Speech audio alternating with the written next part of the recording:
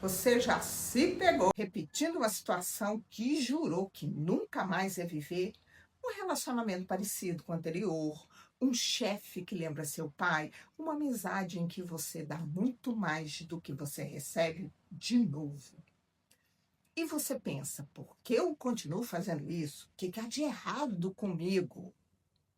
Não tem nada de errado com você, mas há algo acontecendo dentro de você que precisa ser visto. E hoje eu quero te contar como trauma, crença e repetição de padrão se conectam e o que é possível fazer de diferente. Quando falamos em trauma, a maioria das pessoas pensa em algo grave, um acidente, uma violência, uma perda enorme. Mas existe um outro tipo de trauma que é silencioso e muito mais comum: o trauma relacional.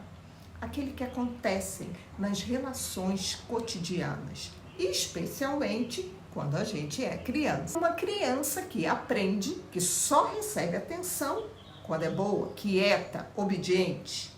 Uma menina que descobre que expressar raiva gera rejeição. Uma filha que aprende que o amor dos outros é condicional. Esses momentos, eles não precisam ser dramáticos para deixar uma marca, mas eles se repetem dia após dia. E o cérebro vai aprendendo que é assim que o mundo funciona, é assim que eu preciso ser para ser aceita. Isso não é fraqueza, é sobrevivência. O problema é que esse aprendizado fica gravado e carregamos ele muito mais do que precisamos. Desse aprendizado nascem as crenças. Não as crenças que a gente escolhe conscientemente, mas as que ficam operando por baixo, silenciosamente, como um sistema operacional desatualizado. Crenças como: se eu discordar, vou perder o amor. Eu preciso me provar para ser valorizado. Se eu precisar de ajuda, sou fraca. Não posso ocupar espaço demais. Você não acorda de manhã e decide acreditar nisso, mas você age como se isso fosse verdade. Nos relacionamentos, no trabalho, nas escolhas, no corpo. E aqui está o ponto central. A crença cria o padrão. Padrão repete a experiência. E a experiência confirma a crença. É um ciclo que se sustenta sozinho, até que algo ou alguém interrompe. Eu vejo isso toda semana no consultório. Mulheres inteligentes, conscientes, que sabem o que não querem e continuam escolhendo isso. Não porque são masoquistas, não porque gostam de sofrer, mas porque o padrão é familiar. E o familiar, mesmo quando dói, ele parece mais seguro. A mente prefere o conhecido ao incerto, mesmo quando o conhecido machuca.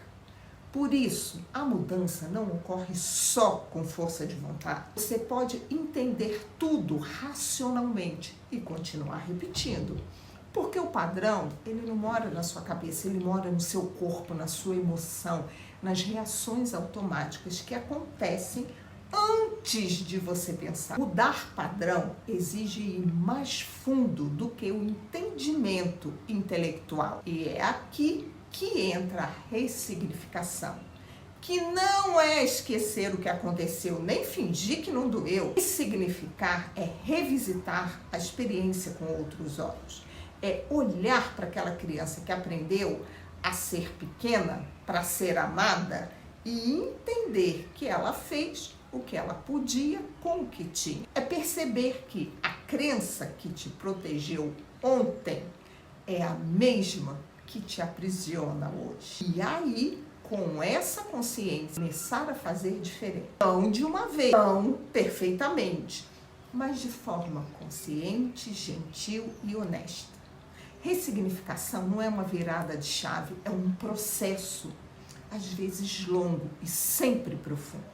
Mas ele começa com uma coisa simples: parar de se perguntar o que há de errado comigo e começar a se perguntar: o que aconteceu comigo que me ensinou isso? Essa pergunta é tudo. Se você se reconhecer em algum momento desse vídeo, padrão, crença, repetição, eu quero te dizer que isso tem saída, mas antes de falar sobre acompanhamento, eu quero te deixar um exercício simples. Você pode fazer agora sozinha ou você pode fazer mais tarde. Pega um papel, escreve uma situação que se repete na sua vida e que te incomoda. Pode ser um tipo de relacionamento, uma reação que você tem, uma escolha que você continua sempre fazendo e repetindo, e depois se pergunta: quando foi a primeira vez que eu vivi algo parecido com isso? Quem estava lá?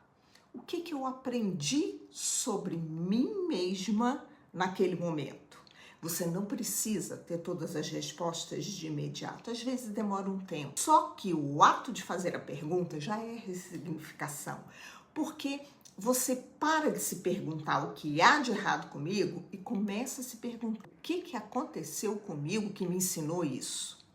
E essa pergunta muda tudo. É uma virada de chave.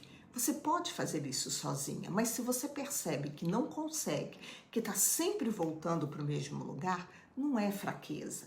É sinal de que você precisa de um espaço de acompanhamento. E é isso que eu ofereço no atendimento individual. Escuta, profundidade e um processo que vai além do entendimento intelectual. A gente trabalha com emoção, com coração. E se você quiser saber mais como funciona, tem um link aqui embaixo. E se esse vídeo fez sentido para você, compartilhe com alguém que você acha que precisa ouvir isso, tá bom? Beijo no coração.